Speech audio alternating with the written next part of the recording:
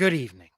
Not great evening, not the best evening, not even a very good evening, but good evening to you. I'm happy you are all here, and I am very disappointed about the Detroit Lions losing to the San Francisco 49ers last night. Absolutely heartbreaking, but the show must go on. We're going to be talking about that loss, talking about if the Lions can run it back next year, or did they miss their window? Same with the Baltimore Ravens. Did the Baltimore Ravens miss their shot? We've also got some coaching updates, especially on the Ravens and Lions coaches interviewing for head coaching positions.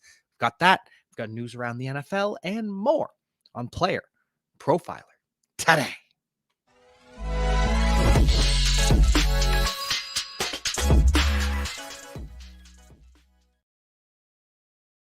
And so, of course, we're going to start things off with the source of my heartbreak, the Detroit Lions. The Detroit Lions lose 34-31 to the San Francisco 49ers after leading 24-7 at half.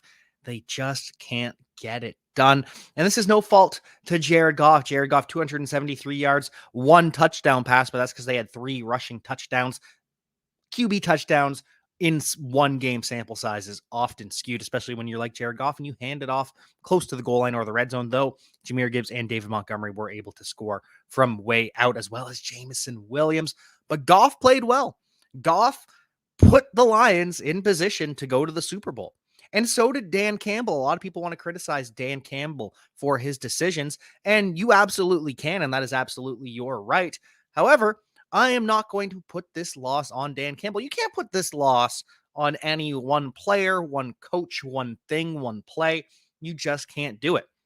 My complaints about Dan Campbell would be I actually would have gone for the touchdown right before half. Instead of going up 17, you try to go up 21.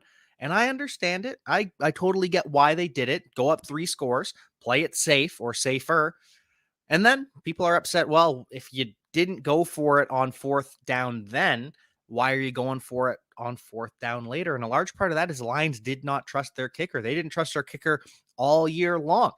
They had Riley Patterson, and he lost the job to Michael Badgley, who they just didn't trust. And the Detroit Lions have been very, very successful going for it on 4th and 3. They are about a 75% team on 4th and 3. And Michael Badgley, for his career, is like a 50% kicker from that range. So I understand eschewing the field goal because field goals are not automatic, and going for it. I'm not going to blame this on Dan Campbell. There were so many other things. The Josh Reynolds drop on 4th down. Lions are going to the Super Bowl if he catches that. The Jahmyr Gibbs fumble was absolutely costly, absolutely heartbreaking.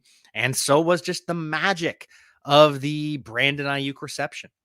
And so the Detroit Lions, Sam LaPorta, another great day, 97 yards from him.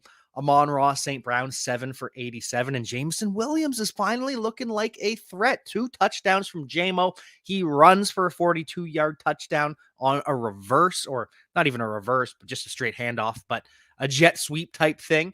And then he scores the touchdown at the end of the game. The Lions needed to recover the onside kick in order to have a chance. They don't, but Jameson Williams catches another touchdown, and Jameson Williams is never going to have the best hands. We saw it. He struggled to track, dropped a potential touchdown, which could have put them back into contention earlier in the game, could have made it closer. Jameson Williams is on his way to a breakout, but the Lions desperately need a third receiver. Josh Reynolds has come up big at points, but 25 yards on 4 targets, 1 reception, that's not good enough.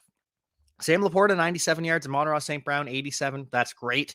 Jameson Williams, 25 yards receiving. Throw in that 42. That's 67 yards from scrimmage from Jameson Williams.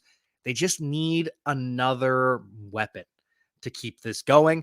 And at the running back position, David Montgomery plays very well. Touchdown, 113 yards. Jahmyr Gibbs struggles a little bit more, 53 and a touchdown from him. But Dan Campbell is honest after the game, saying that this could be it. This could be the Lions' only shot. And honestly, kind of refreshing, because you hear so often, oh, we'll be back next year. Oh, we'll be back next year. We'll be back next year for sure. That, you know, we're building. I thought that after the Indianapolis Colts lost to the New Orleans Saints. Pat McAfee talks about it all the time, how he thought they were going to be back. He was a rookie. He thought this was just something, and the locker room knew. The Atlanta Falcons haven't been back since 28-3, and 28-3 is much more embarrassing than when losing when you're up 17. Much more embarrassing. Still, very traumatic, very frustrating, but I believe the Detroit Lions will be back. Out of all the teams left in the playoffs, the 4 teams that are left in the conference championship, the Lions have over $60 million in cap space. $60 million in cap space for 2024. Whereas let's see if I can find this. Did I save this picture? It's looking like I did not. I sent it to my friends. That's what I did. That's where it is. One moment, if I can find that. So Lions, $61 million in cap space. The Chiefs, $24.8 million. That is also very good. But Lions have over double what the Chiefs have. Ravens have $5.6 million in cap space. The 49ers, $1.3 million in cap space. So the Lions have money to spend. They don't have that many free agents. They have Chauncey Gardner-Johnson, CJ, he is going to be out of there. Dan Campbell all but confirmed that in the post-game press conference. CD Deuce made it too much about him versus Deebo Samuel and had a terrible game. Took penalties, couldn't tackle. So CJ, he's not going to be brought back. He's going to be on his way out. Graham Glasgow and Jonah Jackson, their 2 guards, are free agents. I expect at least one of them back, if not both. But even so, the Lions going to have a lot of money to spend in free agency, and they're going to give Jared Goff a contract extension. He is going to get the bag, and that's actually going to make them have even more salary cap. That's the way it works. When you give a quarterback a new contract for the next 2 years, you're going to have more salary cap. Now, it's going to go up drastically after that, but the Lions are going to have even more money to play with. They can extend Penei Sewell. They're probably going to extend Amon-Ra St. Brown as well.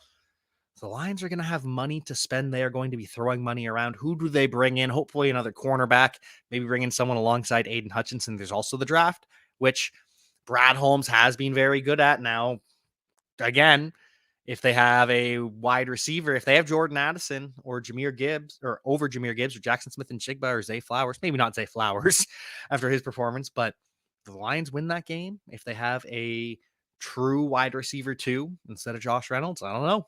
Very well could.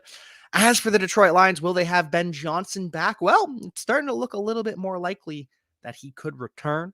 And finally, for the Lions, I don't think this is over. And obviously, I am biased, and you can tell me to shove it. Tell me I'm biased, but it's not just me. Las Vegas agrees with me. Right now, the Lions are 3rd in betting odds. The Detroit Lions 7-1 odds, only behind the 49ers at 6-1, and the Chiefs at 11-2. Ravens and Bills both at 12-1. The Lions more favored than either of those teams because the Lions have more money to spend, and the Lions are well ahead of schedule. So this sucks. This hurts right now as a Detroit Lions fan, but it's going to get better. There will be brighter days ahead. But before we get to the rest of the championship weekend and all the other news across the NFL, we've got a word from the Podfather. Oh, I see it every day online, every single day. Hey, that looks like a great fantasy team in an 8-team league. Oh, wish I could be in a league with you, right? Well, guess what? Now you can respond with, sure, let's play on Bettle. That's the beauty of this platform. This new Bettle platform standardizes all position scoring. So you just load your team and you challenge your friend, your colleague, Twitter troll, and you can browse other teams and issue challenges. Bettle is revolutionizing fantasy football. And with code Underworld, you get a $100 instant deposit match plus a free $10. So even if you deposit $20, you get $50. Think about that. So go to Bettle.com. The code is Underworld. Bettle.com. The code is Underworld. Or click a link in the description. It's fun to be right.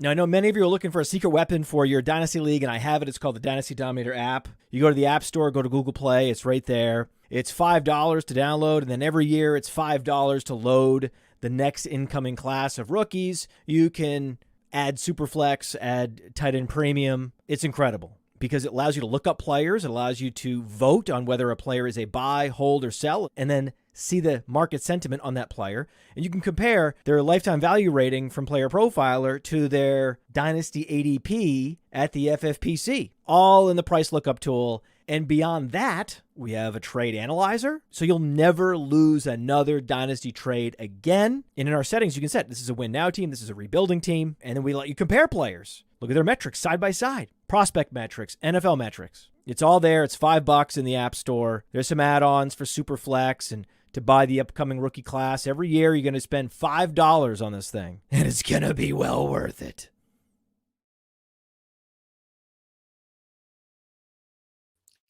And we are back. I'm so disappointed that I forget to even put myself back in the show after a commercial break.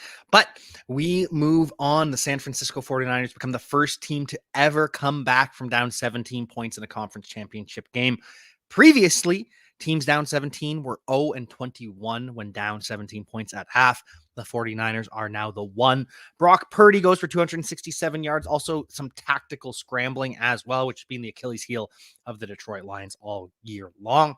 Brock Purdy, 1 touchdown pass, 1 interception. The TD goes to Brandon Ayuk. Brandon Ayuk has the most amazing, most unlikely bounces off the defender's face mask. Ayuk could just catch the ball and then scores a touchdown pretty much immediately after 68 yards on 3 grabs plus the touchdown. And then Deebo Samuel, 89 yards on 8 grabs for him.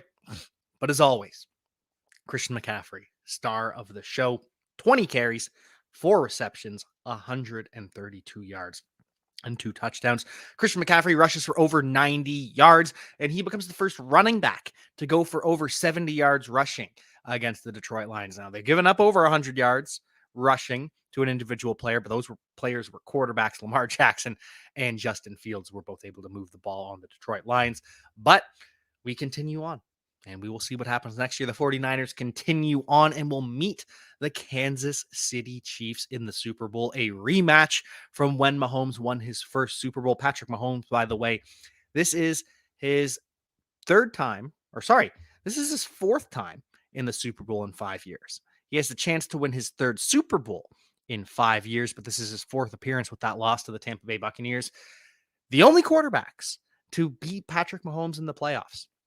Tom Brady did it once with the New England Patriots. Tom Brady did it a 2nd time in the Super Bowl with the Tampa Bay Buccaneers. And the 3rd is Joe Burrow, when Joe Burrow beat Mahomes in the conference championship to go to the Super Bowl to lose ultimately to the Los Angeles Rams. But Mahomes is the GOAT already. It's clear. You can't watch Patrick Mahomes highlights and Tom Brady highlights and say, but Brady's got the rings. Because Mahomes is going to have the rings soon enough. That's just a fact. Patrick Mahomes is going to have those rings. And you want to watch these two players play football, and it's a different game. Tom Brady played in a more hard-nosed era where Troy Polamalu, Ray Lewis were taking receivers' heads off. I get that. But Patrick Mahomes is just such a special player who is also adding all of the hardware, all of the rings. Could very well be 3 rings, and I'm pulling for him. Because, yeah, Patrick Mahomes does get frustrating. I was annoyed watching in the pregame him kick away Justin Tucker's kicking tee and Travis Kelce moving his footballs, throwing his helmet. It was annoying. But at the same time, kickers are allowed to warm up wherever they want on the whole field. Teams only get a certain portion of the field that they're allowed to warm up in. So, you know what? Justin Tucker was warming up in the designated Chiefs area. And I want to side against Patrick Mahomes. Trust me, I do. But Justin Tucker was in the wrong there, and it shakes out. And Patrick Mahomes gets the win, 241 yards and a touchdown. Travis Kelce needed 7 receptions to break Jerry Rice's record of 151 receptions in the playoffs. Travis Kelce had 11 receptions, plus the Super Bowl, plus next year, whatever Travis Kelce adds in the playoffs. I'm not saying Travis Kelce is going to retire. I do not believe that for a second. Travis Kelce is going to keep this train rolling along. But yeah, 11 receptions. Breaks Jerry Rice's record. Behind Jerry Rice was Julian Edelman with 118. Jerry Rice had 151. Julian Edelman was second before Travis Kelce came along with 118. Just absolutely insane. Jerry Rice has all these records that were made to never be broken. And Travis Kelce just broke one. He already broke the most touchdowns in the playoffs too earlier this playoffs. Travis Kelce, the best playoff pass catcher in NFL history. That's a fact. You can't argue with that. He's literally beat Jerry Rice's records, and that's insane. So, tip of the cap to Travis Kelce. Sorry to everyone that's going to be crying about Taylor Swift at the Super Bowl, even though Taylor Swift is bringing in new eyes. Taylor Swift is bringing in revenue for the NFL. Taylor Swift is a good thing for football. Deal with it.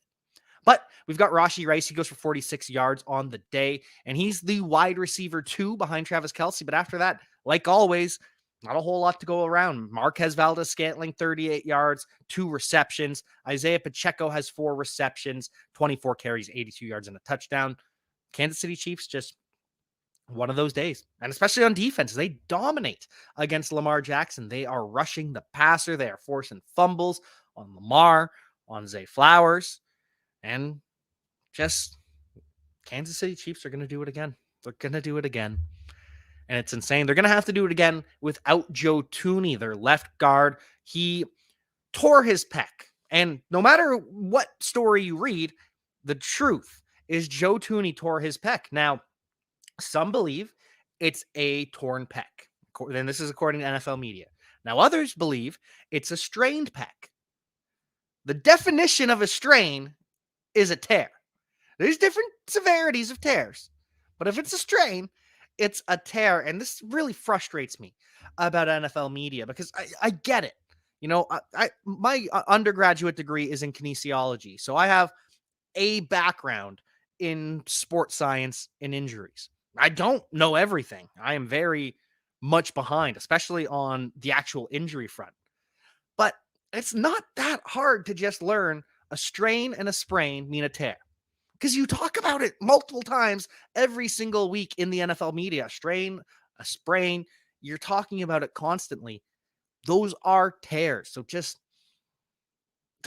the terminology of the NFL media does frustrate me sometimes. So either way, Joe Thuney, he has a strained pec, whether it's a grade 3 strain, which would mean it's fully torn, or a grade 2 strain, which means it's partially torn, and that partial is anywhere from like 30 to 80% torn. We don't know. But either way, Joe Thuney is looking like a long shot to play in the Super Bowl, even with the bye week coming up ahead. And we'll see if Kansas City has it. Kadarius Toney either. Kadarius Toney missed this past game.